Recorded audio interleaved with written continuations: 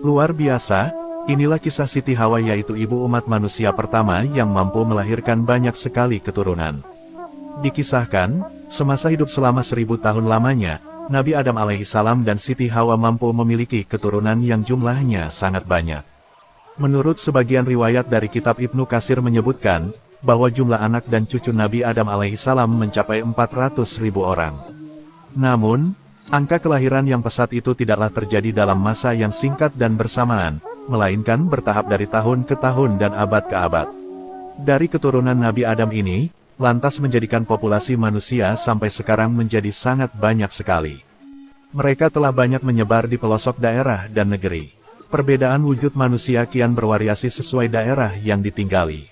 Ada yang berkulit hitam, berkulit putih, berkulit coklat, berkulit sawo matang, berkulit blasteran, berhidung mancung, berhitung pesek, bermata sipit, berwajah tampan dan jelek, berpostur pendek dan tinggi, bersuku-suku, dan maha suci Allah yang telah mampu menciptakan manusia dengan takdir yang beraneka ragam.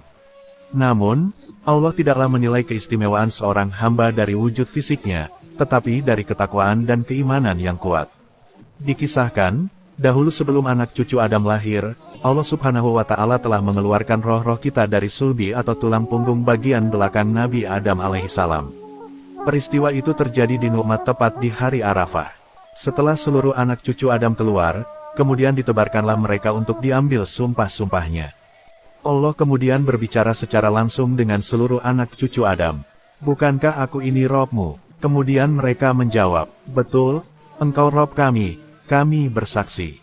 Allah Subhanahu wa Ta'ala mengambil sumpah seluruh anak cucu Adam agar kelak ketika telah datangnya hari kiamat, mereka tidak mengingkari pernyataan itu.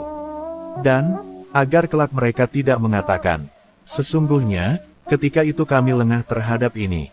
Dan tidak mengatakan, "Sesungguhnya nenek moyang kami telah mempersekutukan Rob sejak dulu, sedangkan kami adalah keturunan yang datang setelah mereka. Maka apakah engkau akan membinasakan kami karena perbuatan orang-orang dahulu yang sesat?" Kisah ini terdapat dalam Quran Surat Al-A'raf ayat 172-173.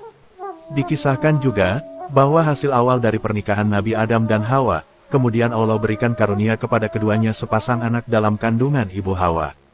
Setelah mengandung sekian bulan lamanya, akhirnya lahirlah sepasang anak kembar berjenis kelamin laki-laki dan yang satu perempuan. Kedua anak kembar itu lantas yang laki-laki diberi nama Qabil, dan yang perempuan diberi nama Iklimah. Qabil adalah anak pertama dan tertua Nabi Adam alaihissalam, dan dialah anak manusia pertama yang terlahir dari rahim ibu. Namun sebagian riwayat lain menyebutkan, bahwa putra-putri pertama Nabi Adam bukanlah Qabil dan Iklimah, melainkan Abdullah dan saudaranya. Qabil dan Iklimah disebut-sebut sebagai anak ketiga Nabi Adam alaihissalam. Sedangkan Habil dan Labuda adalah putra Nabi Adam yang kelima, sedangkan Syith adalah putra keenam.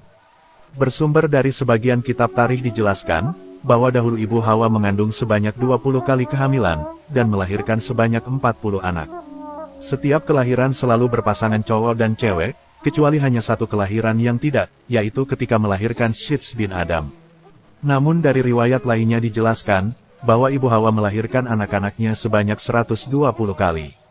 Anak cowok pertama adalah bernama Qabil, dan yang cewek adalah bernama Iklimah.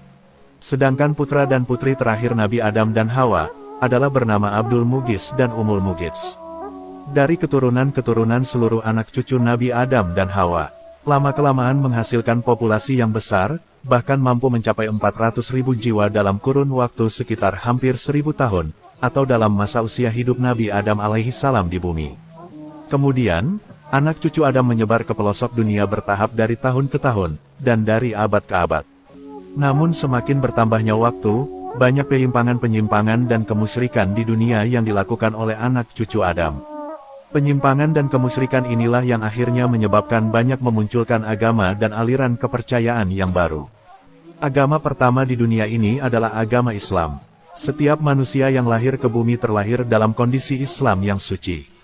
Tetapi, hanya saja orang tuanya yang menjadikannya kafir dan musyrik.